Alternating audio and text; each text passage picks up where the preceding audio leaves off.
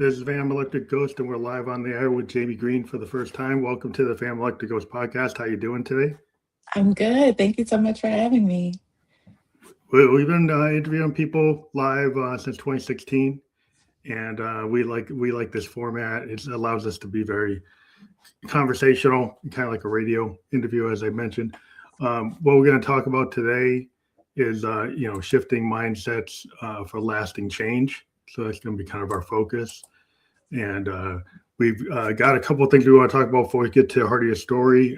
We find our guests using Podmatch. And if people use the QR code to scan that QR code, they can check that out and find out if they want to be a guest on a podcast, or they're a podcaster and they want to find guests. You can check that out. Use your phone, scan that right now. And then before we get to the heart of your story, we always ask every guest a couple of questions. What motivates you, and why do you do what you do? Yes, what motivates me is a unwavering sense of wanting to help people. It's something that developed in me as a very young child, seeing my dad struggle with substance abuse and unhealed trauma as a Vietnam veteran. And from there, I developed I guess my own limiting beliefs behind the experience as a child, not being able to comprehend and understand why my parent was choosing substance abuse over being present and being the best father he can be. I developed my own limiting beliefs, and that led my own healing journey. And from there, I found joy and abundance participating in numerous public services environments, such as being a firefighter, doing disaster action team work with the American Red Cross. My heart has just always been to help people on what could be as their worst day in their lives, and helping them recognize that there is hope and that there is a possibility of healing. Yeah, so you always wanted to pay it forward because of your own personal experience. Yes. You're an NLP Life Coach, you're a Reiki Master, and trauma release specialist. So those are all things where you're trying to help your fellow person on the planet. Yeah. I think that's super important, because a lot of times today we're told, if you go on the net with all these influencers, it's like, oh, like greed is good. Like money is the only purpose in life. And if it doesn't make money, it doesn't matter. It seems to be that, or if it doesn't cause controversy, you just create clickbait, rage bait for that purpose, just to annoy people. You seem there's a lot of people just create things just to be controversial, and they're not really helping anybody. In fact, they might be inflaming things, and they're not trying to push something forward. They're not trying to be like a teacher, not trying to be a mentor. They're just trying to be some protagonist, antagonist. Yeah. So I think it's super important to allow creators to talk, or people who are healers to talk, people who are mentors to talk. And that's why I created this space to have a long-form conversation, because so many things are so quick today.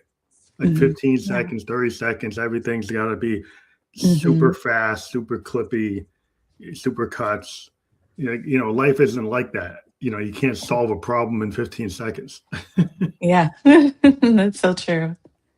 So one of the things what inspired you, I know it was your father, but like to actually go and be a wellness coach and know that you had like the permission structure, that you felt like you could do it. Because people like have these ideas, they want to do something, but to actually go and actually execute on what you want, your vision, was that something that you immediately were able to do? Yeah, and it's something that's actually been with me, like I mentioned earlier, from childhood. Even, going through my own traumatic upbringing and experiencing suicide idealization and depression at such a young age. Even as I was still interacting and meeting new people, people still saw me as a source of light, of joy and peace. And at that time, it was one of my darkest moments. And I honestly couldn't understand how someone could see me so broken and unworthy of being alive could be a source of joy to someone else. And my nickname for a lot of my friends and family was Sunshine. And, I would always, brush it off like, okay, it must be my smile because my parents paid for braces. Not really understanding that what I eventually learned later in life, once I went through my own healing and transformation, that that's always been my purpose, to help people bring sunshine in the midst of their storms, to recognize that there is healing that's possible when you're open to it. Yeah, I think vulnerability is kind of like the core. Like every time I've talked to people Yeah. who are creative or people who are mentors, they have Mhm. that kind of conversation with themselves. Like Victorians had this idea like the looking glass self, just Mhm. like the mirror self. Yeah. And you have to be strong to look at that because a lot of people will just push that down. Mhm. Yeah, And that's artists, exactly what I did. yeah, artists tend to push that out, right? Artists, Mhm. creative people Yeah. tend to kind of take that pain, take their emotion, whether it's pain or happiness, what they are able to process it. Mhm. Take what's Yeah. inside and then bring it to the outside and also pull in like external inputs. So it's Mhm. like a synergy of being like aware, like you have a situational awareness or like awareness of where you are, Mhm. awareness of yourself. Yeah.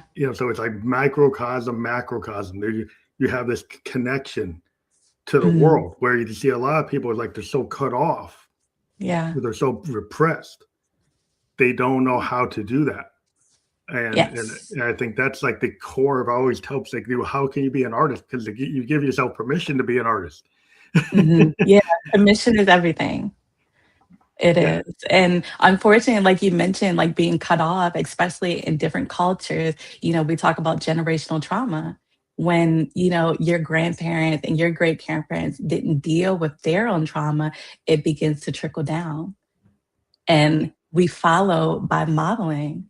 So if we see in our upbringing that our parents did A, B, and C, and they didn't address their trauma, they just allowed them to spew and project all of that anger and pain to others, then it's more likely that you're going to continue that exact same path and be that self-fulfilling prophecy. But it is in awareness, like you said, that matters, because without being aware of the problem, you're not able to address it, right? And so Yeah, I that's think definitely the first step. awareness is so critical because a lot of times people get stuck in a pattern, right? Mhm, They're repeating their parents and their grandparents and their great mhm, parents, repeating like where they live. They're like stuck in a box. yeah, You're stuck in your subculture. You're stuck in your town, your nation, whatever. mhm, And if you start to look and say, "Hey, I'm not limited," you get a person like they said, "Well, I'm going to travel outside my home state. I'm mhm, going to travel outside my country. I'm yeah, going to learn other languages. I'm going to learn other cultures." Or you get this narrow-minded kind of thing. So I'm just going to mhm, stay in a box because it's safe to stay in the box. mhm, yeah, But the box ends up eventually causing a problem. And mhm, eventually you hit that critical mass and you say, wait, it's not working. And yeah, then you're looking like, well, how do I solve that? mhm, yeah, or it becomes your own self-made prison, right? Yeah. Yeah, Yeah. Because I think a lot of people are in the prisons of their own mind. mhm, Because exactly. there's all kinds of stories of like people who are actually in prison and Mhm, then they read and they self teach and then they're physically in the prison, but their mind's not mhm, in the prison. yes, And yes, so it's physically what you experience and then what's going on in your head and your mhm, soul and your body. You can learn to, I don't know, sometimes it's Eastern or indigenous cultures had these ideas, but like you don't have mhm, to be limited yes, to what is physically around exactly. you. Mhm, or yeah. in, yeah. Yeah, So and your thoughts and your beliefs, they create what you believe is your potential and your full capacity. yeah, perception So becomes reality. It's like philosophy. exactly, It's like Camus and exactly. Sartre and all the great philosophers say, oh, if that tree falls in the forest, did it happen? Yeah. That goes back to like what's reality. Well, Mhm, reality is like the filter. Like this is something I learned when in college. I went to school and I was taking some legal classes, and they did mhm, an experiment where they did this kind of criminal like play act. They actually mhm, had a situation where we were all witnesses, and they said, "Here's this like crime's going to get committed in front of us, right? And we're going to see it." And it was filmed and it was audio tape. And then they mhm, asked people, "What did you see?" mm. And everybody wrote down totally different Something things different, yeah. than what actually happened. Mhm, And then when the professor critically went through the video and say, how come you think that's what happened? Because everybody had a Mm-hmm. filter. Yep. People had a filter. Some people, Yeah. some people they had empathy for the victim. Other people didn't. Mm-hmm. Other people Yeah. projected something onto the perpetrator and victim based on their mindset, based on their Mm-hmm. social, cultural Yep. perspective. And so you have to always be careful. Like, what filter are you Mm-hmm. using? Exactly. And that's why awareness is key, because if you're not even aware that you have these filters, then how can you begin to reflect and assess on them, right? Yeah, I mean that's Yeah. just like today. It's so scary because now we have, AI, and Mm-hmm. what you see might not be what it is. Yeah.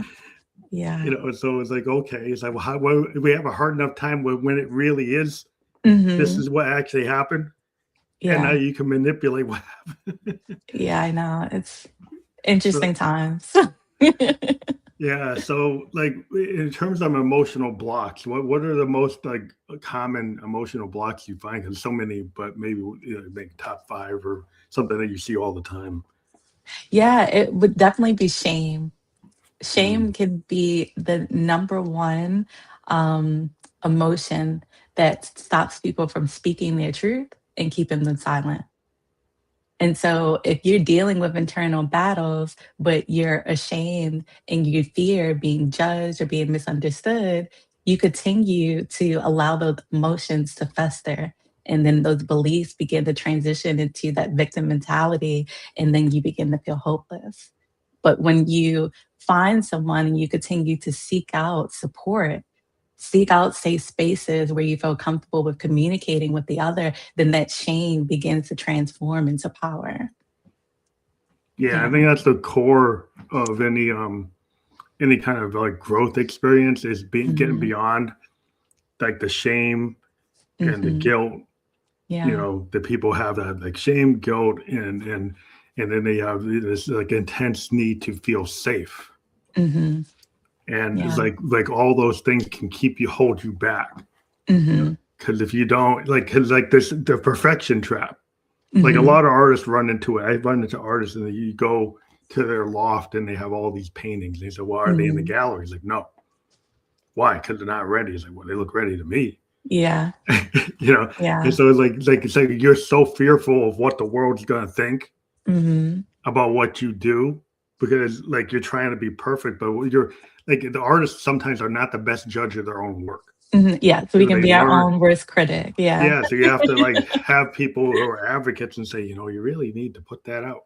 You really Yeah. need to, because if you it's up to you, it's up to the artist. They won't put out. They'll put like 1% of their output out. Hmm. Exactly. Yeah. And that's why compassion is so important as a daily journey to build strength in that, because it's our imperfection that makes us perfect for the world, that makes us perfect for our purpose. Yeah, And because when a we lot. accept that, yeah.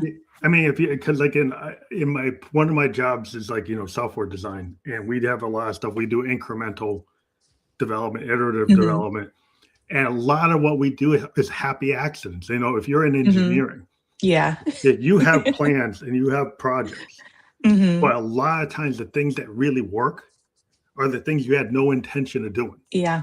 It's the scientists that said, "Oh, well, we tried this," and like, "Oh, what's that?" And then Hmm. you have to have the permission structure to actually dive into when you get something that's unexpected. Hmm. Do you just Yeah.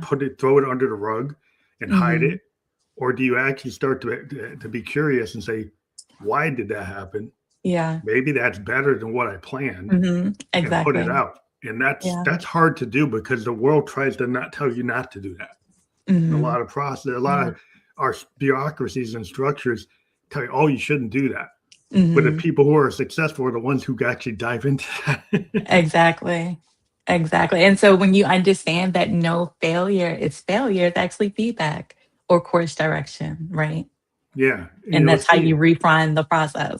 yeah, you find these people who are like, "Oh, how do you get these outlier? How do you get these people who are super creative?" Because they throw stuff at the wall. Hmm. See what They're what sticks. they just and today with the way the world's, you can now it's a lot of it is like, are you gonna get scared of what the haters say? Hmm. Are you gonna let somebody who has never, because the first time somebody sees something that's unexpected, Hmm. the reaction is to say it's no good. Yeah. And so if you Mhm. get personally, if you get pushed and it's like, oh, that hurts me, Mhm. then you'll start to shy away from anything that goes in that direction. Yeah. And that's kind of like you have to build a little bit of armor up Mhm. because people always say that the first thing they've never seen before, they're like, oh, that's strange. They want to Mhm. otherize it. They want to say it's Yeah. no good. It's like, well, that's And then that's up years to later, you. it's a huge success like Disney. Yeah, it's up to you. It's like really, is that you Yeah. really think because just because somebody's not familiar with something doesn't mean it's not good. Exactly. And that's why we get this kind of process like, oh, the algorithm, this guy, this person is like keeping up with the Joneses. This Mhm. person gets 1 million views, so I got to do exactly what they did. Yeah. Really? I don't think so. Right. Everybody has their own journey. But that's kind of what we're in this comparison trap, and I worry about the Mhm. young people when they're like they see this like person, an influencer, and they want to be them. It's like, well, is that really real? It's like, Right. yeah, how much is that? Is somebody using like filters, and that's not really even who they Mhm. are. Even Yeah. when they project who they are, it's an act, it's a Mhm. mask, Mhm. and maybe they're not even happy. So Exactly. why are you chasing? Are you chasing because you're passionate about it, or you're passionate about what you think they have? Mhm. Yeah. Yeah, so that's why it's so important to really do a deep dive and explore what it is that you're truly passionate about, what brings you joy and peace, so you're not seeking that external self-validation from others. Yeah, I think it's a lot of times also is like healing from trauma. Mhm. Like if you have trauma, and some people feel like it's hard to figure out like if the world sometimes expects somebody who's a victim of a trauma to always be the victim, Mhm. and like so if they try to get past it, then they make them feel guilt or shame for trying to get past it. Mhm. do you Yeah. do you run into that where people feel like, oh, you shouldn't actually be outside of that? Yeah, and that's why a lot of people feel that external shame and it intensifies the internal shame behind that because it's a lot of times it's people that we often trust the most that actually have that perspective, thinking that, oh, you're acting different now. And in that scenario, thank you for noticing because I am working on myself, right?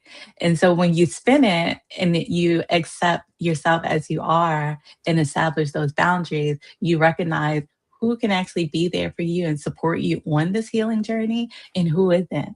And sometimes we have to take that inner reflection and evaluate whether or not our friends and family are going to be on that journey with us. Yeah, that's super important because like boundaries Yeah. are really critical for your Hmm. success because give an example of a musician. A lot of times the musicians they become super popular when they're really young. But like Hmm. they're Yeah. 17, 21 years old. They Hmm. get and then people see them based on the work they did when they're 17, 21. Hmm. But like when they turn 35, you still want them to be that 17-year-old. Hmm. Yeah. You can't stay there. Hmm. And so a lot of times people do that, whether you're famous or not. They know you from when they know you, and if Hmm. you grow and like you're not going to the bar anymore every night, you're not Hmm. gambling every night, you're not doing what they're doing, but they're still doing it. Hmm. Right? It's Yeah. like, well, maybe that's toxic for you. You can't be around somebody Hmm. still gambling or still drinking to excess. Like you get beyond that. Hmm. So, Exactly. so if they can't understand that, maybe they can't be on your journey Hmm. because it's not Yeah. going to work. Yeah. And some people, they can still love and accept you, but from afar, you know?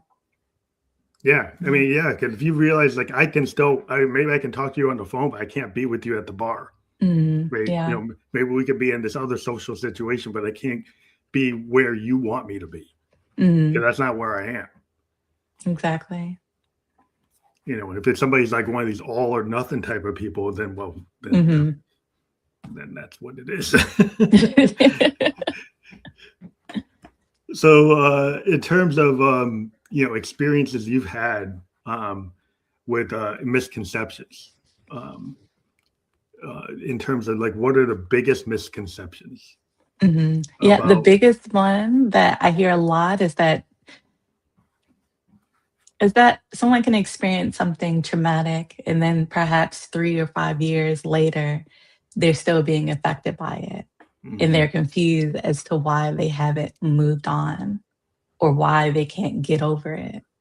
And it goes back to the awareness aspect, and if you haven't taken the time to acknowledge what happened and allow yourself to process, then it is still gonna fester in the background or on the back burner, until a couple of years. It's gonna manifest in one way or another and begin to affecting how you see yourself, how you see your relationships, your career, and everything. Yeah, I So think that's some definitely a major one. that's hard because like if people expect you like, well, you got to get back to work or you got to Mhm. get back to your responsibilities, and if you're not given the time, or even if you don't take the time, like maybe you have to segment your life. That's like, okay, I still Mhm. have to pay my mortgage, right? Yeah. I still have to do this. I might be responsible. My kids still got to go to school. Mhm. I gotta Yeah. still be at the bus stop. It's like, so there's only so much grace you can give yourself, but you still have to give yourself space. Like Mhm. again, that like that looking glass self. If you just totally push it down Yeah. and you never address it, is the one thing about like art therapy for artists is like a lot of times our projects address that. Mhm. Like when if you go, you write that song, you do that painting, you're the actor that performs like that. You by being an actor, you work through your demons Mhm. in the act of being an actor. Yeah. You process it, you find ways to artistically process it that are more positive than maybe what if you don't have a way to process it, you might push it down, you might substitute Mhm. it with an addiction, you have no Mhm. way to work through it. Yeah. So the coping mechanisms, there's a lot of people you talk about art therapy or doing a journal or Mhm. talking to somebody. What are the other methods that you're from promote? Yeah, definitely first acknowledging that the longer you prolong addressing the problem, the more that pain begins to develop and get stronger. And so we want to change that future reality. And by doing so, you have to acknowledge what the problem is. The sooner, the better, right? So someone can explore, like we mentioned earlier, journaling, finding someone safe that they can talk to for support, seeking out hypnotherapy, which is a very powerful technique. And Mm. just to set the record straight, it's not about mind control. Yeah, people might be scared of that. It's like, Yeah. when they give up control, they're scared of like what happens. No, Yeah. it's not that at all. It actually taps into the subconscious mind, which is in charge of 95% of our beliefs, our thoughts, our feelings, and our actions. So it's like accessing like a super AI computer. Yeah, your So if brain you is the really want ultimate. to exactly. So if you really want to have like fast, rapid transformation with your habits or the way that you see yourself and feel more empowered, then hypnotherapy is a very powerful process. So seeking out a hypnotherapist that you can trust as well. And timeline therapy is amazing, hands down. Highly recommend that because it's another way that rapidly allows you to release and let go all of the anger, the shame, the guilt, and regret in a way that's not reliving the past experience, right? You don't have to tell those detailed experiences of what happened to you in that story Mhm. and how it made you feel. It's as simple as being guided through like a meditation Yeah, and meditation's good. observing what happened in an observer's perspective. And when you understand how the mind works, when you change perspectives, you're able to receive different wisdoms and gems that help you reframe the experience. And then you're able to release, like a somatic practice, all of the negative emotions within the body and the mind. It's interesting because I lived in Japan and for a couple of years, and I also practiced like Nichiren Daishonin Buddhism. And Mm, there's like in terms of like what we do a lot of breathing exercises and mhm, chanting and meditations, but also affirmations in mhm. terms of like we kind of vision have our dreams and we have like waking dream affirmations like this is what we want, and we Okay. kind of reprogram our mind to like not to be super positive and say never think about the negative, Mhm. But if you can I'm a programmer, right? I can reprogram any system. I can actually Mhm. take the foundation and restructure it and call it like structural change. In Mhm. programming code, is like we actually had new tables, new structures. It's a whole like infrastructure change. And then Mhm. sometimes we have non-structural changes. It's just changing a value in a column in a table. Mhm. But a structural change is actually a whole new table Yeah. or a whole new paradigm. Well, your brain works like that. Mhm. And Exactly. if you kind of see, like, if I changed the foundation of my concept of like what is truth, what is belief, what is it, Mhm. then you can actually move from where that traumatic event happened, and you Mhm. use it as a positive. Yes. So you learn from it. It's like a learning, it's like lesson learned experience instead Mhm. of bad loop experience. Exactly. Exactly. Like a lot of us go through the bad loop, and then we're like, why are Mhm. we stuck in that loop? Mhm. Because Yeah. we never like reprogram the foundation of it, right? We don't like learn from it. We keep on. It's like, oh, if I change where I am, it's not going to happen. But you didn't change you, Mhm. so you can Exactly. go anywhere in the world, and that's still going to happen. Because you're still carrying the beliefs and those thoughts. Yeah. And that just recreates the reality you're living. When we otherize Exactly. it, we say this other person, this situation outside myself is the one thing that's doing it, Mhm. right? Instead of Yeah. like, no, you're the one that's doing Mhm. it. Mhm. So we have a Yeah. lot of people that like, oh, it's otherized, it's like it's an outside influences. That's the cause of, and we have a lot of problems in societies that do that Mhm. because they blame something, and it's never going to be true. So it's Mhm. always going to cause trauma and conflict even And outside yeah. yourself, Yeah. because then you're just extending your personal pain onto other people. Mhm. Exactly. So like when you start with yourself, then you can actually have better relationships, right? Because if you don't solve the Mhm. problems internally, Mhm. then you're always going to have external issues too, right? Exactly. Yeah. So the self-compassion, like, or self-love, some people, when they hear that, say, oh, that's hokey, or that's like new age. Do you run into people that just can't get into self-compassion because they don't feel like they have permission for that? Yeah, exactly. For myself, I struggled for many years with a lack of self-worth. Like I said, I dealt with a lot of suicide ideation when I was younger as well. And so for someone that's experienced traumatic experiences where they don't feel as though they're worthy or that they're not good enough, trying to instantly change that perspective to I am worthy, I do deserve good things and love, that's hard, right? And so you have to start small, right? Mm-hmm. And that begins with first inner reflection again with journaling or doing like you said, art or some type of way where you're exploring your past experiences, analyzing them, and targeting different experiences that you had that prove that you are worthy of good things because the current negative belief that you have wasn't always true. It was created because of the past experience. And so, just like you didn't have it before that past experience, you can have a life again where that belief is not true for you. Yeah, a lot of times our patterns are like they started really young. Hmm. We're kind of like our parents might have told us that we're not good enough, and then you believe that that's not true, Yeah. but you believe it, right? So Hmm. then everybody, say if your father says that, then your friends say that, then your partner might say that, your boss might say that, because you keep on bringing that vibe around with Hmm. you. Yeah.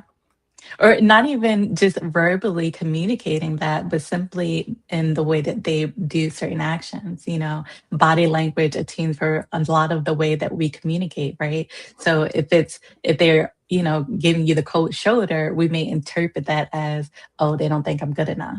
Hmm. So sometimes it's not even, what's Correct. said, it's what's not being said. And Yeah. because we have our own filters, then we interpret things differently. Yeah, because nonverbal communication is super important, and people might Hmm. not realize like the nonverbal cues. I mean, in the animal world, it's like your cat is doing all this nonverbal stuff, and they're Hmm. communicating with you. And like, if you don't pick up on it, like, yeah, everybody has a pet can kind of pick up on what their pet does, what they don't Yeah. say, what Yeah. they say with their body, what they say with their, that's same thing with humans. And Hmm. and and then a lot of people Exactly. just like, oh, I'm just going to go by exactly what word for word what they said. Yeah. But No. look at And your eyes, you look at your yeah. hands, like a body movement. It's super important whether you admit it or not. Hmm. You are subconsciously picking up on it. Yeah. And to put it in a science-backed method, that's called the bioelectric electronic magnetic field, right? And so to put it in perspective, imagine if you walk into a room and there's five people and one person walks a little closer or they pass by you and you get this feeling that something seems off. Have you ever had that experience, Oh yeah, right? Where you get you the sense vibes. something, right? Yeah, Yeah, exactly. Play on the good vibes, right? Good and bad vibes. It's yeah, something that you definitely pick up, and that's without them communicating anything verbally. That's their electromagnetic field communicating through different energy. yeah. And being a musician, I pick up on it big time because like if when I'm playing notes Mhm. or I'm creating beats, I can Mhm. immediately see the audience respond to the beats and the frequencies I Mhm. put out. If I put Wow. out frequencies that are very harmonious, people Mhm. will take out their candles and wave. And but if I do something more like like military kind of staccato, then people get more aggravated.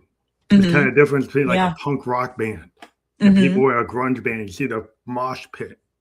People are Yeah. like, why are they doing that? The music is creating a vibe that's Mhm. creating this kind of agitation. So you can Exactly. create like an agitation. And the thing is, you can do that with your voice Mhm. outside of music. And in history, we've seen that, like a totalitarian leader, like a Mhm. Stalin or a Hitler. The way they talked was very militaristic. It has a poetry to it that was kind of dangerous, right? So you can use your voice to do anything you want. Mhm. And if you know what Exactly. you're doing, you can actually use it to, manipulate or affect other people's actions. Mhm. And so it's super important to understand kind of like the situational awareness Yeah. of what's going on. Yeah. And that's why, like, awareness is key to transformation. Because if you're not aware of how, the different dynamics of energy when you're communicating, or how music influences you, your thoughts, your feelings, then you're just running on autopilot and you're consuming information, music, media, and not really understanding how it's affecting your current reality. Yeah, there are those that are like, not that everything's some kind of big conspiracy, Mhm. but there are folks that understand dynamics Yeah. and they will use those to get what they want. Mhm. And do you want to be walking on autopilot or understanding like your power? Right. Like you understand, I could actually Exactly. turn that off. Like I could not listen to that. I could have some Mhm. critical thinking. I could think about like, what is it that do I actually get the result that they're saying? Mhm. Right? Do I have critical thinking when somebody says, "Oh, this person is responsible for all the ills in my life"? Mhm. Maybe it's my gambling that's doing it. Like, no, but no, it's just my neighbor's doing it.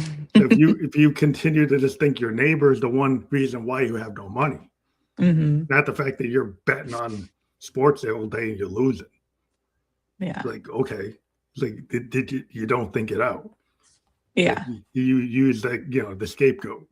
Uh, Mhm. and so it's like people just need to, I think, have that looking glass self look and some self awareness and critical thinking. And those Mhm. are hard things for people to get to because like it's not easy. Yeah. And sometimes you might be the one that's causing the most problems in your life. Mhm. It's not your neighbor, it's you. Yeah. And that's why it takes so much courage and bravery to heal, right? Because sometimes addressing those experiences is scary as hell. So having, that inner courage, that drive to no longer be stuck in the reality that you're in and want more for yourself, for your family, for your friends, because the world and those that love you the most, they want to see the most healed and whole version of you. Yeah, because you don't want to be in conflict with yourself and then your family and then your friends and then the Yeah. macrocosm. It's like then you're going against the wind. You're in the storm all the time. Yeah. And like Yeah. you don't have to be in the storm all the time. You can start to make decisions. Like I knew people like were in the rat race, right? They're like I'm a a techie, and I used to be like a road warrior. Mm-hmm. And there was a lot of us that felt like, oh, we have to travel from Sunday to Thursday. We got to be on the plane. We got to be in the Uber. We got to do that. We got to be on the hustle all the time. Yeah. And I was in my, my 20s, and I was like, yeah. I got to go get it. Mm-hmm. And then I was like, I wasn't happy. Yeah. And I was like, and I decided I can set a boundary. I could actually still be successful and not do that. I just was around a lot of people who thought like that's the only way you could do it. And then once I realized like I don't have to do it that way to actually get what I want, then you can change it. But like if you're in it, you don't see any other way. Yeah. Yeah. And just recognizing in, certain moments, if you're not happy, start with, okay, why am I not happy? What is it that I need or that I want so that I can be happier? And when you begin journaling, things are going to start coming to you that you never even thought of to help shift and make transitions into creating a more happier life. Because ultimately, that is your birthright, to be full of love, peace, joy, and wisdom. That's what everyone is entitled to. Yeah, I think it's super important about healing, because physical healing, is one thing. Like I'm a cancer survivor, so I had to physically go through that. But there's like a lot of sometimes the medical world, they focused on the oncology and the radiology and all the chemotherapy. All that stuff is like very scientific, very very factual based. Yeah. But there was this other stuff, like the spiritual stuff, like the emotional stuff, where they don't know about that. Yeah. They don't tell you that. So Yeah. that you have to get from somewhere else. Yeah. And what I found is like when I was in the cancer clinics, I was around people that, they didn't have the emotional support, they didn't have the spiritual support, and they kind of went downhill. And I'm still here, right? They're not here. And if you don't have that balance of the other side of that, it doesn't matter what the science does. Yeah. You don't make it. So it's like the people have to understand you can't just like there's multiple pillars. I guess I want to try to say that like how a human being is, and it's not just one thing. Exactly. And a lot of times we take the one pillar as like, oh, my physical self. And you can have 6-pack abs, look in the mirror, and you can be totally unhappy. Yeah. Yeah. And I just want to say sorry for the ones that you lost during that journey. I know a lot of people who have gone through that, they have dealt with a lot of fear and anger behind that. And the science shows that when we feel those negative emotions and we don't process them, they manifest in numerous different ways. We start feeling more tense in our bodies.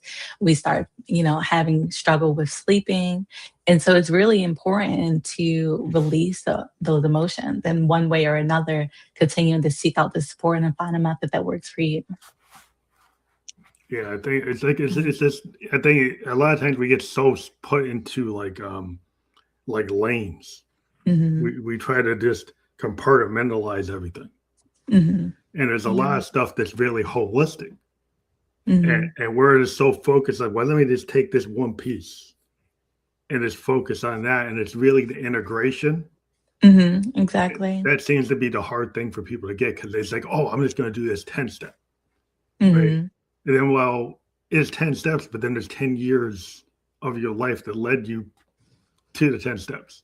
Right. So if somebody's giving you a program and saying, this is a 10-step program, but like they had 10 years plus the 10 steps. If they just give you the 10 steps and say you didn't get the 10 years there, you might not get the same result. Yeah. Yeah, it's definitely not a one size fit all. And just like, when we go down and we sit at the table to enjoy a meal, we're not just eating the sides, the dessert or something. We have to have a balanced meal with the protein, the veggies, the starches, all of that. And that's the same method and approach that we need to apply to different areas of our lives. Because one thing isn't going to solve every situation or experience in our lives. Yeah, I'm gonna actually bring this on the stage for a second.